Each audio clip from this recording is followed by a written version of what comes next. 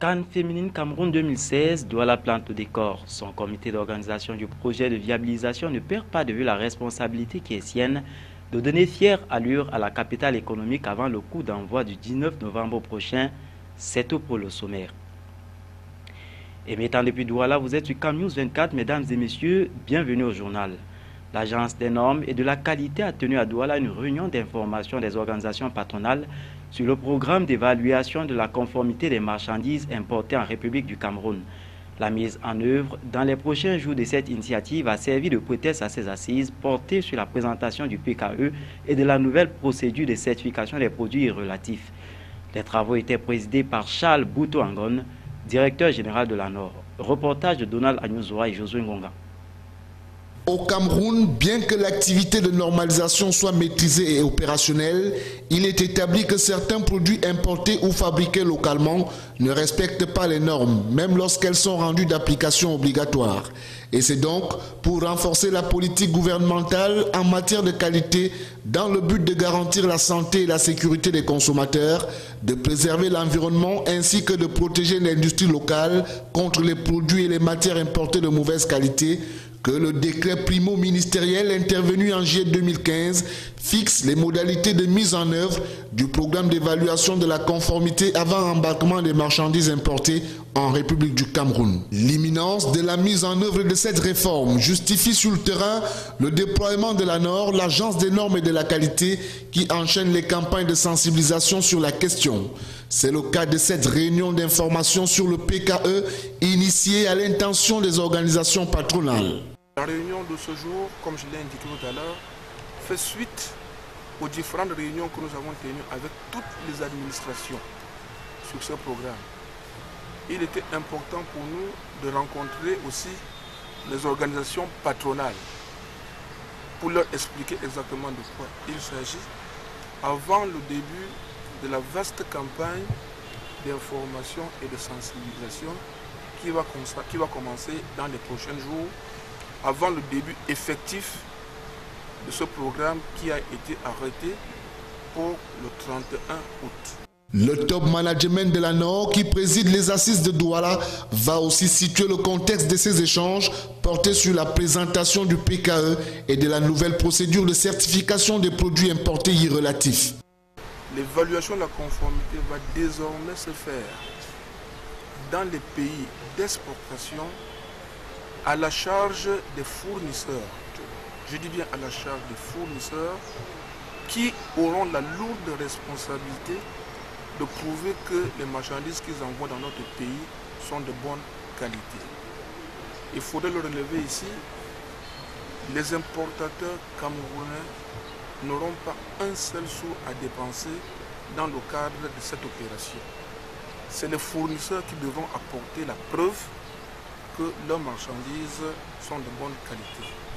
Et ce travail va se faire à travers des organismes qualifiés qui le font déjà partout dans le monde et avec lesquels le gouvernement camerounais a signé des conventions. Il est donc désormais question pour les organisations patronales d'exploiter de manière judicieuse toutes les informations reçues au cours de cette réunion en vue de devenir, dans la mesure du possible, de véritables relais d'influence du programme d'évaluation de la conformité avant embarquement des marchandises importées en République du Cameroun. Extrême Nord, la campagne chimioprévention du paludisme saisonnier édition 2016 a été lancée officiellement par le ministre camerounais de la Santé publique. La dite campagne rentre dans le cadre des interventions à haut impact pour la lutte contre le paludisme. André Mamafouda a mis à profit son séjour dans la région pour aussi décorer 28 personnels de santé qui se sont distingués dans la prise en charge des victimes de Boko Haram. De Maroua, voici la correspondance de Célestin Tabouli et Éric Ticheux. Ce sont les enfants âgés de 3 mois à 5 ans qui sont concernés par cette campagne de chimioprévention du paludisme saisonnier.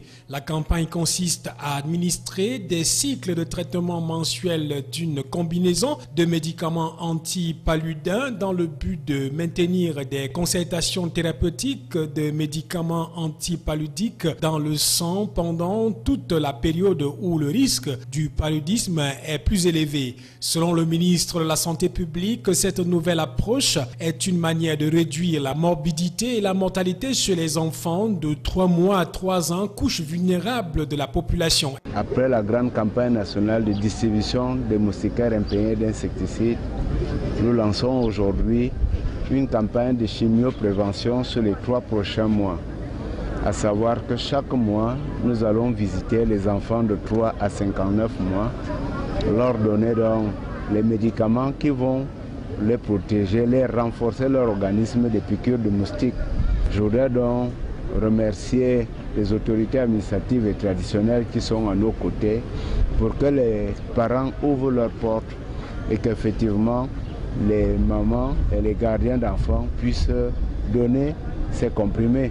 Le paludisme prédomine dans toute la région de l'extrême nord et les enfants de moins de 5 ans, qui représentent 17% de la population générale, sont les plus touchés, avec une prévalence de 50% de cas d'hospitalisation et 54% de décès. André Mamafouda invite à cet effet chaque famille à présenter tous les enfants de cette tranche d'âge aux agents de santé qui passeront de porte en porte pour la distribution des médicaments. Le chef du département ministériel en charge de la santé a mis à profit son séjour dans la région pour procéder à l'inauguration du bloc opératoire en chirurgie d'urgence de l'hôpital régional de Maroua. André Mamafouda a également décoré au nom du chef de l'État 28 personnels de santé qui se sont distingués dans la prise en charge des victimes des attaques de Boko Haram dans cette partie du pays. En les épinglant ces distinctions, le ministre a apprécié leur engagement et leur abnégation à sauver des vies des populations meurtries, soit environ 3600 victimes de la secte terroriste.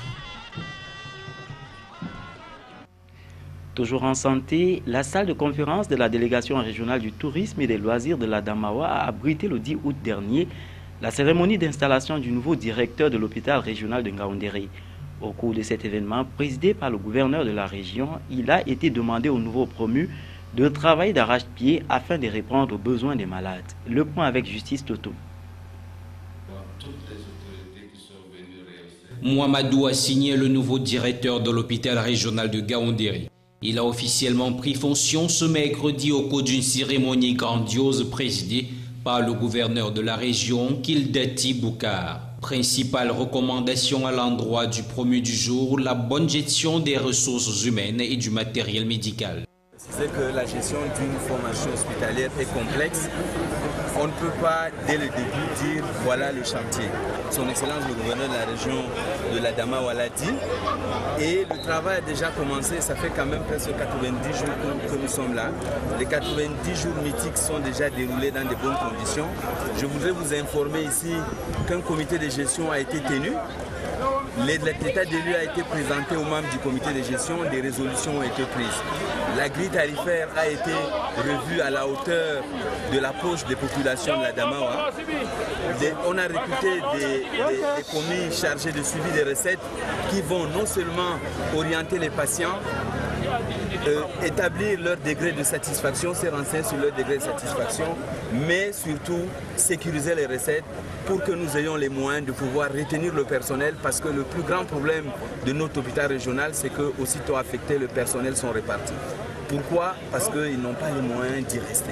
Compte tenu des difficultés quasi pléthoriques de cette formation sanitaire, il s'agira pour lui de relever un défi.